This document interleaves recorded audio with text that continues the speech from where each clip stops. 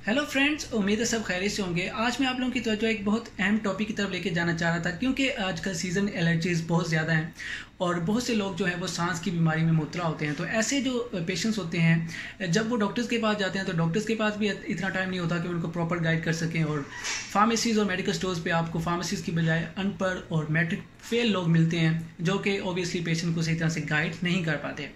तो मैंने बहुत से ऐसे केसेस देखे कि जिन लोगों को सांस की बीमारी का मसला था, वो जो मेडिसिन इस्तेमाल कर रहे थे, उन्होंने मुझे आके बताया कि इनके सही तरह से रिजल्ट्स नहीं आ रहे। हम मेडिसिन तो इस्तेमाल कर रहे हैं लेकिन सही तरह से इस्तेमाल नहीं कर पा रहे।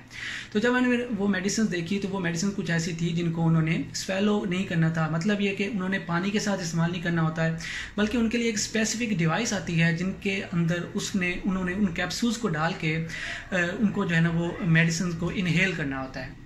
मतलब यह कि वो मेडिसिन निकलती है उन कैप्सूल्स में से, उन्होंने सांस के थ्रू अपने फेफड़ों के अंदर लेके जानी होती है और उन मेडिसिन का वहाँ पे जाके इफेक्ट होता है। तो फिर मैंने जब देखा कि वो लोग तो उनको स्वेलो कर रहे थे क्योंकि उनको प्रॉपर गाइड नहीं किया गया था। तो फिर क्वेश्चन ये हुआ कि क्या होगा अगर हम इनको स्वेलो कर लें, तो अगर हम इनको इनहेल नहीं करते हैं तो क्या होगा, इनके क्या प्रॉब्लम्स हो सकती हैं, क्या साइड इफ़ेक्ट्स हो सकते हैं।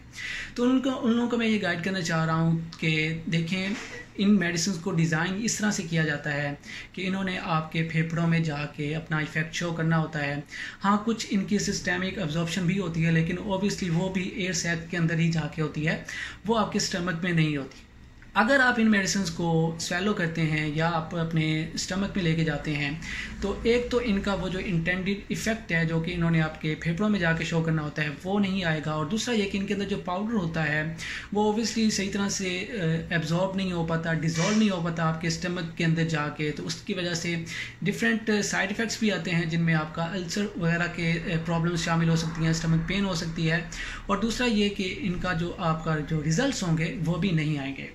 इसलिए कोई भी मेडिसिन जब आप इस्तेमाल करते हैं, इस तरह की कोई भी मेडिसिन जिनकी आपको समझ नहीं आ रही होती, तो काइंडली अपने फार्मासिस्ट या डॉक्टर से ज़रूर मशवरा कर लिया करें ताकि वो आप लोगों को इस बारे में प्रॉपर गाइड कर सकें। I hope it was helpful. For more health updates please subscribe ओमियोलॉजी।